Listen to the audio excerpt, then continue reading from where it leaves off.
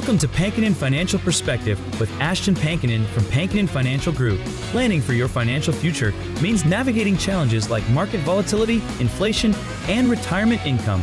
Pankinen Financial Perspective is here to help by addressing common financial concerns, sharing valuable strategies, and exploring ways you can work toward your financial goals. Now let's get started with Pankinen Financial Perspective. Hello, and welcome to Pankinen Financial Perspective. My name is Ashton Pankinen from Pankinen Financial Group. If you'd like more information about what you hear during our show today, give us a call at 952-873-2703 or visit us online at pankinenfinancial.com. That's PANKONIN financial.com. And while at my website, click on the radio page to check out past shows and to subscribe to our program on Apple Podcasts, Spotify, or Amazon Music. Also, sign up for our newsletter or click the link at the top of the page to sign up for one of our retirement guides. Though many of you probably seems like the first half of this year has flown by. And for me, this is an ideal part of the year to talk about Social Security. Should you make adjustments to your Social Security strategy? And will changes to that strategy also change your broader financial strategy? During our show today, we're going to discuss some key things you should expect from Social Security. And we'll touch on some of the things Social Security can do that many people aren't aware of. But before we get into today's topic, let me introduce my co-host, Tony Shore, who understands how important Social Security is for retirees. I do. I mean, this is a huge topic. I went through this with my parents. I know I've heard you talk a lot about Social Security, Ashton, and the importance of that. Ashton, you've told me that it's the foundation of any solid retirement plan or retirement income plan. Yes. So getting your Social Security lined up is important, isn't it? It is. It's very important. Yeah, I think it's huge. Before we jump into it, though, Ashton, I have to ask, I know we were talking earlier, you've been working on your tractor. You've got the New Holland out there. What do you got? You said you had you have a rake, or what were you doing with that? Yeah, no, I've got a bush hog. We talked about how we burnt some switchgrass. Well, Unfortunately, I waited a little too long to burn that switchgrass, and so some of the trees didn't burn up in it, and so we had to come back and mow them down. And I wish I kind of would have been more like a dollar cost average into it, where I worked a couple hours every week instead of spending 12, 13 hours on my tractor this weekend. But yeah, so in other words, you should have applied some of the advice you give to people for their finances and getting into the market and investments, dollar cost averaging a little bit of it at a time, rather than bite it off all at once or wait. But important thing is we got her done. So you spent how many hours on your tractor? About 13 and a half hours. Well, I hope you've got a comfortable padded seat on that tractor, buddy. That's a lot of time to spend on a tractor. Although I grew up on a farm in southwestern Minnesota, so I know what it's like to spend some time on a tractor. So maybe not 13 hours. My weekend was good. I'm glad I didn't get a call from you. Sounded like it would have led to some work. You always have to ask, hey, what are you doing Sunday? Maybe you want to go out on the boat or something. And, I'm not busy at all. And then you switch it to, well, actually, I'm roofing my house. I'm roofing my house. You know what? Something just came up. Yeah. Yeah, I know how it goes. That's for sure. I actually started putting in steps down our backyard is level, but then it has a steep hill and then it goes to another level spot. And my wife is tired, and my wife and I are tired of stumbling and tripping and sliding down this hill to get down there. Okay. And so I'm trying to put in these kind of steps, but just like you see at a state park or a campground on a trail where you just put a log and then flatten it and then another log in front to hold it up. So I'm working on that, but I'm not Mr. Handy at doing stuff like that. So it's a DIY project, but I've been watching some YouTube videos, talking to some people who have done it, getting expert advice firsthand, like we recommend people do with their finances. Don't rely on just a YouTube video with finances, though. No. That leads to costly mistakes, and everybody's situation is different. So you need a personal relationship with a financial advisor like yourself, Ashton. And that leads us to today's topic, and that is Social Security. I'm excited Yeah. to hear what you have for us. Yeah, I mean, Social Security is important for millions of Americans, whether you're already enrolled or soon will be. Again, we talk a lot about the three-legged stool of retirement. Social Security is going to be a big part of that third leg, I guess, if you count the other leg as personal savings, whether that be 401k, IRAs, Roth IRAs, and then pension is a third leg there, and then Social Security to complete those three legs. Sure. So again, it's a big piece of everybody's retirement for you there. So. Well, yeah. And every year there are changes to Social Security. And I know you keep up on these for your clients. I know people who are already on Social Security, they're always wondering, what's the COLA going to be like? And they're not talking about Pepsi, Coke, or RC when they say COLA, are they? No, it's a cost of living adjustment, commonly known as COLA there. For 2025, it was just 2.5%, which is the lowest it's been in the last 4 years. Wow. But with that means inflation's coming down a little bit too. On average, since 2000, it's been about 2.6% for that cost of living adjustment. So it's not too far off the long-term average there. But everybody liked when we got the little bigger bumps there, but that also meant cost of living. Yeah, but this like 2.5, the average Social Security payment this year in 2025 jumped about what? Not quite. Just shy of $50 right there, $49-$50. Sure. We'll call it 50 for easy conversation. Yes. Yeah. I think it was 49 something, huh? Yeah. So obviously that can help. A drop in inflation is a good thing, but it also means a smaller COLA. So we always take the good with the bad. Lower prices are good news for a lot of retirees, and hopefully they won't keep increasing at the crazy rates we've seen in previous years, the inflation rates, right? Yeah, I mean, I don't think it's going to go back down, but again, the growth of that inflation is going to be less than it was. It's slowed. The inflation growth has slowed, which is good. Yep. I mean, it never stops. Things always cost more year over year, right? Regardless. Yeah. And then again, that COLA affects all Social Security payments that go out. Retirement benefits, survivor benefits, family benefits, disability benefits there. Again, most people are focused on the retirement benefits. But again, for those that are on survivor benefits or disability benefits, the COLA is adjusted for all those different Social Security payments. Sure. So what's something else we should know here? Yeah. So a lot of times with the COLA is everybody's concerned about, well, what is Medicare? What happened to my Medicare premium payment, Part B?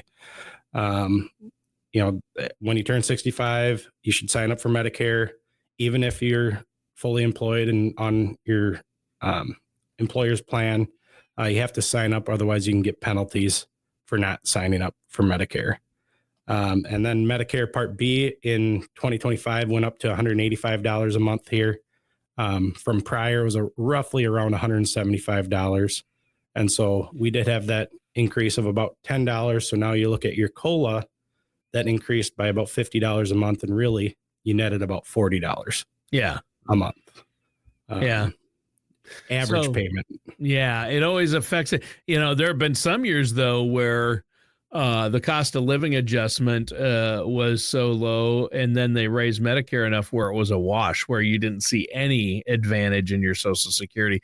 And it's always nice to see each year your Social Security going up a little bit, at least, to help with costs, even after they raise your Medicare premiums. And a lot of people with Medicare, and I know we're going to do whole shows just about Medicare in the future, but what a lot of people, I didn't realize, I thought, Medicare will cover the majority of my health care in retirement. I won't need to worry about that once I'm 65, but there are still premiums and co-pays and deductibles and supplemental insurance. There are still, prescription drug programs, even if you're on a good one. A lot of times for certain drugs, you still have to pay a lot of money out of pocket, don't you? Yeah, you do. And we have a health or a Medicare specialist in our office here that works with us. He currently is in our Gaylord office, but we're hoping to have them a few days in the office here in Belle Plaine as well. And we're actually looking to add another person to do that as well. And because it's important to make sure you get the right coverage for you. And again, it's not about just the premium. It's about what are some of those copays? What are the deductibles? So it's something you want to sit down with a professional and discuss. Yeah. To minimize, the burden and make sure you get the coverage you need while minimizing what you're paying out of pocket. That's the key. And it's great to have a Medicare specialist right there on your team to help do that for your clients. And this is all good info. I think it's easy to forget that Social Security and Medicare are so closely linked. Now, what's something else about Social Security that we need to be aware of? Yeah. And so I don't know if you remember this thing they called COVID back in 2020. Unfortunately, yeah, I still remember it. It's 5 years ago now, but, offices were shut down for a while during that. And then 2022, they started to open back up. And now they're trying to get a little more efficient, Tony, and they're actually requiring appointments. Best practice is to have an appointment before you go into the office. And so call in, schedule an appointment.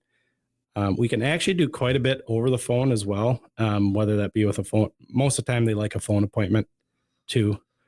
But a lot of times I'll call in the office with the clients here with me, and we'll call and ask them what the options are for Social Security as far as, hey, what does it look like if we file now and maybe take survivor benefit or half of our spouse's Social Security, those types of things. Or we can log into SSA.gov and take a look at your actual Social Security statement to see what that full retirement amount is at full retirement age for you. Yeah. The key change is you'll need to have that appointment in person at the Social Security office. But again, talk to your financial professional or a Medicare specialist first and make an appointment before you go. Don't just show up. That won't be good. You have to make an appointment. And I know your Medicare specialist there can help people with that as well.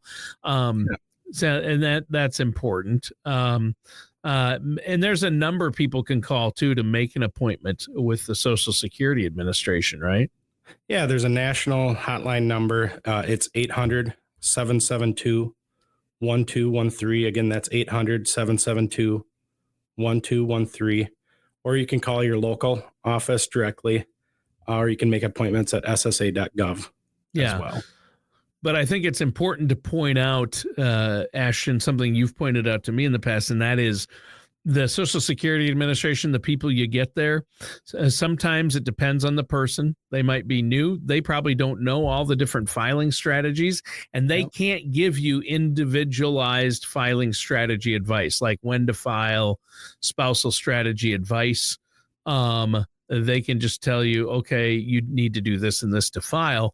But you need to work with a Medicare specialist who's going to look at your situation first, a Social Security person, a financial person who is really schooled in Social Security, knows what they're doing, and you've done Social Security maximizations. You have a report you can run at no charge that'll show people when the sweet spot is for them and their situation to file, when to file, spousal strategies. Is that true? Yeah, Tony. So we have a calculator and it runs a bunch of, I think it's like 2,000 different scenarios for Social Security. Yeah. And typically all we need is your Social Security statement. And so that shows what at your full retirement age, what that dollar amount is that you're supposed to be getting. And then, we can decide, well, maybe the one spouse should file early and the other spouse should wait till 70.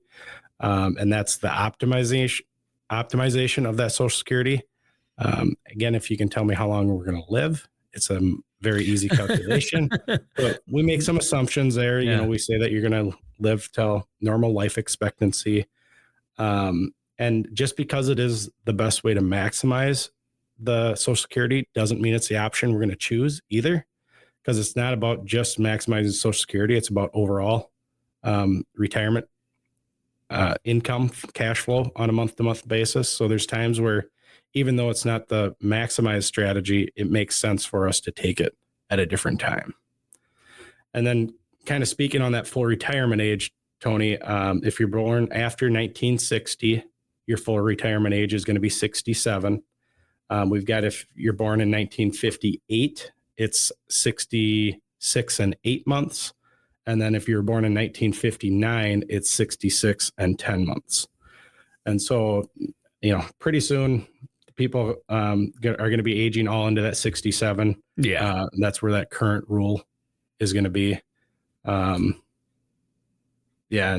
so majority of people, it's going to be 67 going forward. There's still a few people left in that window where it's 66 and 8 months and 66 and 10 months. Sure. Okay. Yeah, it's good to know that's full retirement age where you'll receive your full regular benefit, but you can take Social Security before that? Yeah, you can take it as early as 62 currently, but the downside on that is you're going to get a 30% discount on that, or 30% reduction on the amount you'd receive. So it's on average, it's as much as 30% less than you would get if you waited until your full retirement age or 67. Yeah, correct. Wow. And so, for example, again, let's just assume easier math. Let's say you were going to get $2,000 a month at age 67. If you decided to take at 62, you would get $1,400 a month. Wow. That's a huge monthly discount, and that adds up over a year's time. That's real money, especially in retirement. A lot of people think, though, that, well, hey, I'll get more checks, though, but you're locking in a 30% lower amount. That's locked in. And so that can't change except for COLA adjustments. And if you wait until 67, you're still going to get the advantage of all those COLA adjustments and a higher number. And then when there are COLA adjustments after you filed, that, if it's 2.5%, it'll be 2.5% of that much higher number than a lower number. So your COLAs are going to be more effective too. So there are a lot of arguments, but obviously if you're terminally ill or you have a history of, disease in your family that, takes you a little younger, then maybe you want to look at that. Or if you absolutely have no way to continue with your job and you don't have enough money saved up in your retirement accounts, you might have to take it early. But what I find amazing is I just read an article recently, AARP did a study that showed that the majority of Americans file at 62 because they think they'll get more checks that way. Well, and it's important to sit down with somebody that does this for a living, and discuss it with them, and don't listen to whoever's next to you at work and says, "Oh, I'm going to collect at 62 because Social Security is not going to be around in 5 years." Well, we've been hearing that for a long time. I think Social Security is going to continue to be there. When I'm old enough to take Social Security, it might be a minimum of, instead of being able to collect at 62, it might be 65, and then maximum or full retirement age might be age 70 instead of 67. Sure. I see that being more of a likelihood than Social Security going away. And they might take off the cap on how much of your people's income gets taxed to raise more money. Like right now, isn't it anything over 100 is it 130 or 170? No, 176,000 is the cap. Now. So any earnings above that, you don't pay Social Security tax on. So like Bill Gates or Elon Musk, who are making billions, of course, the billions isn't necessarily yearly salary, obviously. Yeah. But whatever their yearly salary is, anything over 176,000, they're not paying any Social Security tax on that. Correct. So they might, if they remove that completely, that would probably raise quite a bit more money, and they'll raise the full retirement age. But that's not for a while. As long as people are working, there will be money going into the Social Security fund. So that, but it's just the reserves, the reserves to cover everybody at the full amount won't be there after 2035, I think they said, or 2033, unless something's done. Well, they'll make those changes. They make those changes. They keep kicking the can down the road. It was probably 2025 at one point that Social Security won't be solvent anymore. It was. And now here we are, 2025, and it's still around. And well, in the 80s, they said this would happen by 94. Okay. And then they changed the full. I remember in 1984, was it, or 81? Somewhere there. A little bit of my time, Tony. Yeah. I'm a little older, but they did make changes to Social Security to shore up the program. Yeah. And they'll do it again. I think since 1935, when Social Security was started, I read they've made over 100 changes to the program to keep it solid. So they're going to make more. True. I don't think it's going away completely, but will it be as good as it was for my parents, for my children? Probably not. Yeah. And so again, I mean, the discount if you take a 62, but then there's also, if you wait till past full retirement age, you can continue to get about an 8% increase every year until age 70, in which you have to draw at age 70. You don't get any increases at that point. And so again, Tony, I've had some strategies where one spouse draws at 62, the other one waits till 70.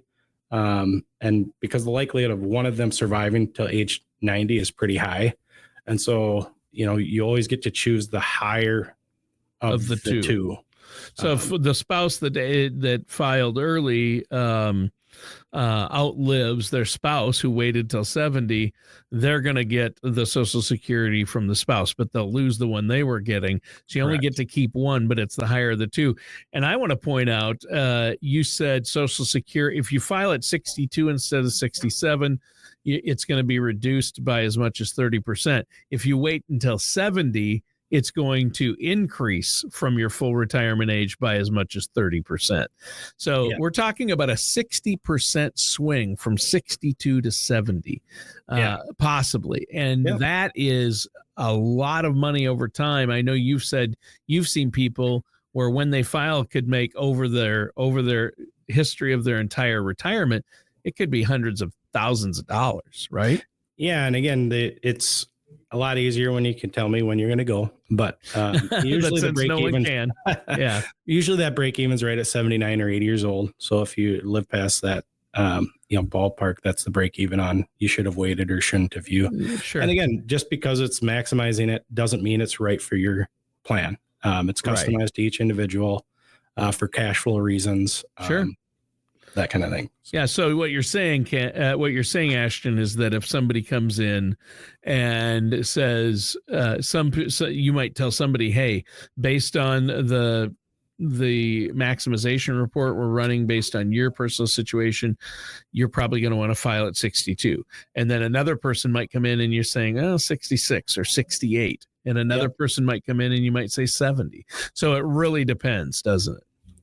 Yeah, it does. It depends on each individual situation. And then again, some people want to file at 62 and continue to work, but then there is income earning limits when you do that. So if you if you don't file at full retirement age, you do have income earning limits that are about $23,400 for individual. That's not much, is it? No, it's not. And then if you earn over that $23,400, they're going to take back $1 for every $2 you own or earn in there. My neighbor thought that he thought I'm going to get more checks. I had a neighbor thought he was he waited. He wanted to wait to retire, but he thought, I'm going to file at 62. Well, he filed for 62 and continued to work full time. Okay. And I mean, he made over $100,000 a year. He worked for so he probably almost gave it all back. And he gave it all back and didn't start receiving the full amount until he actually quit working then. So it was a real waste for him. He didn't retire until age 70. He could have let it roll up to 70, but he locked in the lowest amount possible, didn't start receiving it until age 70, and he could have let it roll up until age 70 and made 60% more. Yeah. I mean, that's insane. They do let you recoup some of that, but again, it would have been better to wait for him. Right. You can recoup it, but you still locked in a lower monthly amount. Yeah. The amount you get still isn't going to, I mean, it would have been much more beneficial for him because he was making so much that they took back most of what he would have gotten in Social Security checks until he reached age 70 anyway. So you don't want to make, those are costly mistakes though, right? For sure. Yeah, for sure. Very costly. And then on the year you actually turn your full retirement age, they change that instead of for every $2 they take one. It's every $3 they take one. So they do reduce that. And then once you actually hit the month of your full retirement age, that goes away. They no longer withhold That's those. good. And so you're free to earn as much as you want. If you end up filing at age 67, or 66 and 10 months, 66 and 8 months, your full retirement age, then you're uncapped on your earnings. You can earn as much as you want. Yeah, there you go. That's good to know. So, and obviously people probably know how Social Security is paid for. I think it's 6% of your in checks, and then your employer has to pitch in the other 6%. So it's 12%. 6.2% from the employee, and then 6.2% from the employer. And then if you're self-employed, you pick up both sides of that. And you see that's all included in your FICA. Yeah. When I first got my first paycheck, I didn't know what FICA was, but as time goes on, you start to understand. I don't know who this FICA guy is, but he's taking all my money. Taking a lot of my money here. So, yeah. But now, I'm sure people are glad they did it when they start to get the Social Security benefits. I think this has been a great show. We'll talk more about this, though, because I'm sure our listeners, if they have questions about Social Security, when they should file, spousal benefits, waiting versus taking it now, how can they get a hold of you to set up a consultation? Yeah, you can give our office a call, 952-873-2703. Again, that's 952-873-2703. Go to our website, Pankonin Financial, PANKONIN Financial.com. And again, there's an appointment spot there, or you can sign up for our newsletter. There's a retirement guide that's at the top of the website there too, that you can click on to gain access to that. And again, each person's individual situation is different. Just because it maximizes that Social Security doesn't mean it's the right option for you.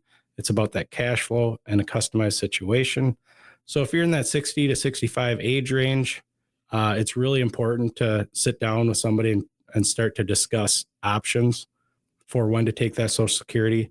And then if you're getting really close to that 65, even if you're still working, give us a call and we can help you with that Medicare supplement, getting signed up and making sure that we're signed up for Medicare Part B, so we don't incur that penalty. Excellent. Well, great stuff today. A lot of great information about Social Security and a little bit about Medicare as well. Give that phone number one more time, Ashton. Yeah, 952-873-2703. All right, and that does it for today's episode of the Pankonin Financial Perspective with our host, Ashton Pankonin. Thank you for joining us for Pankonin Financial Perspective. Don't head into retirement without a plan for both your finances and your health. For more information, contact Ashton Pankonin at Pankonin Financial Group at 952-873-2703 or visit PankoninFinancialGroup.com.